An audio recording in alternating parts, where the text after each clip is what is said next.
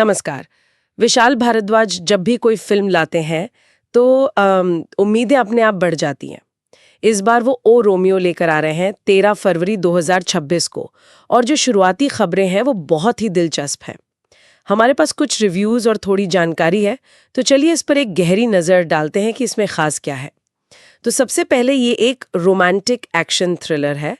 कहानी सेट है आज़ादी के ठीक बाद वाले मुंबई के अंडरवर्ल्ड में। शाहिद कपूर एक गैंगस्टर उस्तारा के रोल में है और तृप्ति डिमरी का किरदार है अफशान।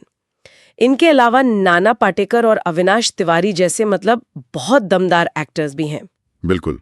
और यहीं पर कहानी की पहली परत खुलती है। ये सिर्फ एक और गैंगस्टर कहानी नहीं है। ये हुसैन जैदी की जो किताब है माफिया क्वींस ऑफ मुंबई, उससे प्रेरित है।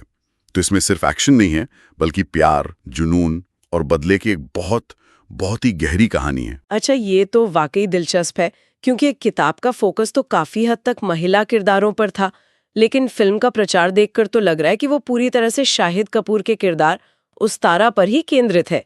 तो क्या इसका मतलब ये है कि कहानी के नजरिए में कोई बड़ा बदलाव किया गया है? ये बहुत अच्छा सवाल है। और ऐसा लगता है कि भारद्वाज ने किताब की आत्मा को पकड़कर उसे अपने अंदाज में ढाला है।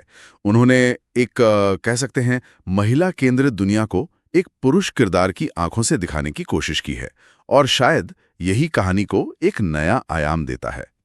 इसी वजह से कुछ शुरुआती रिव्यूज में फिल्म के लिए एक नया शब्द इस्तेमाल हो रहा है, पोएटिक ब्लड बाथ।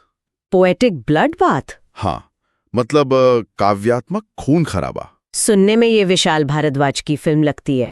जी, ये उनकी जो शेक्सपियर वाली फिल्में हैं जैसे मकबूल या हैदर, उनकी याद दिलाता है, जहां हिंसा खूबसूरत भी लगती है और साथ में डरावनी भी।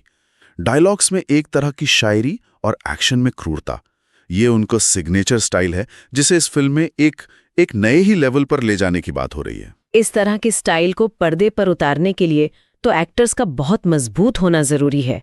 शाहिद और तृप्ति के काम को लेकर क्या खबर है? रिपोर्ट्स के मुताबिक दोनों ने कमाल का काम किया है।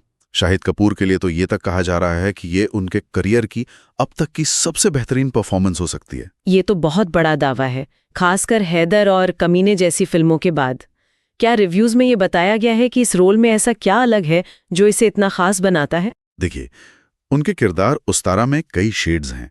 वो एक तरफ तो बेरहम गैंगस्टर हैं, तो दूसरी तरफ एक जुनूनी आशिक भी है, और इस संतुलन को साधना काफी मुश्किल था। वहीं तृप्ति डिमरी के किरदार अफशान के बारे में कहा जा रहा है कि उसमें मासूमियत के साथ क्रूरता का जो एक मिश्रण है, वो दर्शकों को हैरान कर देगा। और इन सब के ऊपर फिल्म का जो बैकग्राउंड स्कोर है